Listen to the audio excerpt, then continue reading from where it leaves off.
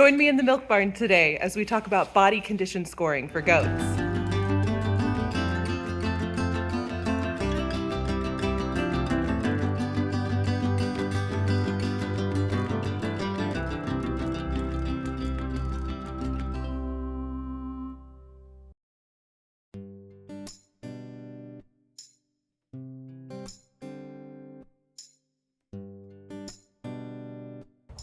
Good morning, friends. Welcome to New Day Family Farm. This morning we wanted to talk a little bit about body condition scoring for goats. And so I wanted to show you a couple of our goats that we have and show different body conditions so you can kind of see what you ought to be looking for in your goats. So first goat we have here is Bluebell, and Bluebell is in really excellent condition as far as body scoring. She has a good amount of fat on her, but she is 8 years old, and so she has just kind of a little bit of a saggy belly. And so she's actually not very pregnant, just about 2 months pregnant, and she's so wide. I'll see if I can get another angle on it. She is so wide, but it's just from her ligaments and muscles sagging a bit over age. But if you feel her spine, that's really where we're gonna do most of our scoring on our goats, is by feeling their spine. How much can you feel the bones? So the spine, you're gonna have kind of a cavity right here where you only feel spine, and then up here you're gonna have the ribs as well. And so feel all through that. You can also feel kind of their pelvic bone. So whatever you're feeling, you're gonna score them against your knuckles. So when body condition scoring, your knuckles are really useful for just a quick guide on overconditioned, underconditioned, or really healthy. So if you take your fist and you close a tight fist, you can really feel your knuckles. And that is a good indication if you feel the bones of your goat in that same way where it's really defined bones. That's a good sign that your goat is underconditioned or underweight. If you relax your hand, you can feel more skin on top of the bones, but the bones are still very much able to be felt. And that's a good indication if you're feeling that way on your goat, that they're at a good body weight, good body condition. If you flatten your hand out all the way you can feel a lot of skin, barely feel the bones, that's a good indication that your goat is overconditioned or a little bit fat and may need to go on a diet or increase their exercise.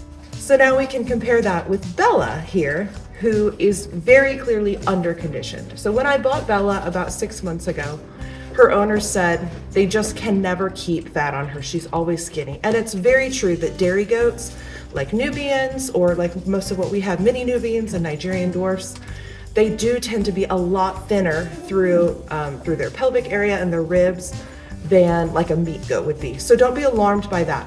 But this goat is too thin. There's a clear dip. You can see her bones defined. We have had such trouble keeping fat on this goat. And so we've had to switch her diet up quite a bit. But as far as body condition scoring, whenever I feel her bones, it does feel like those raised knuckles.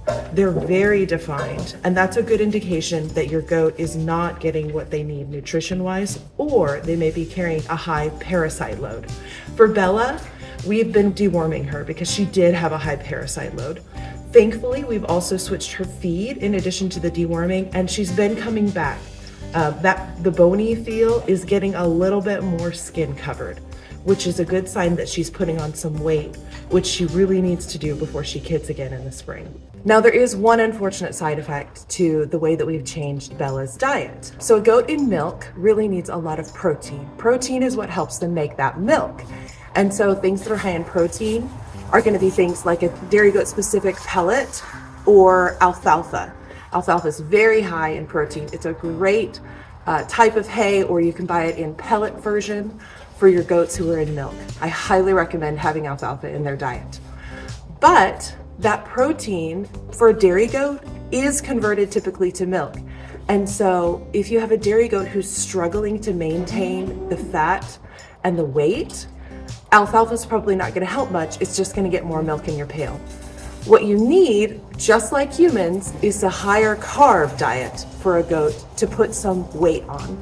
And so for Bella, we have switched her from her alfalfa and dairy grain mix instead to a show goat mix, which is much higher in corn and molasses. It is candy for goats.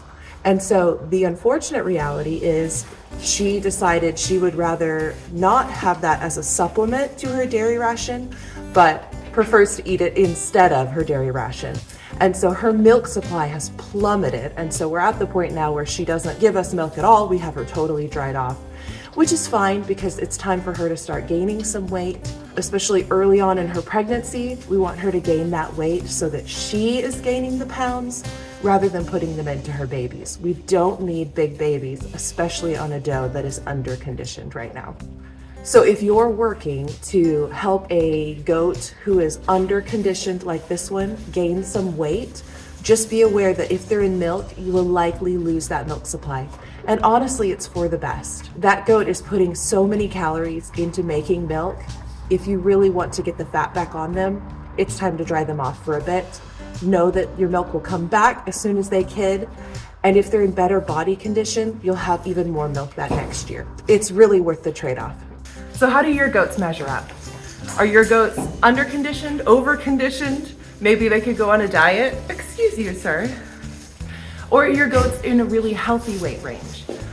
If you really have a healthy goat and a good diet, share it with us in the comments, please. It would be great to hear from other people who've really zeroed in on a good way to maintain healthy weights for their goats. Thanks for sharing and thanks for watching.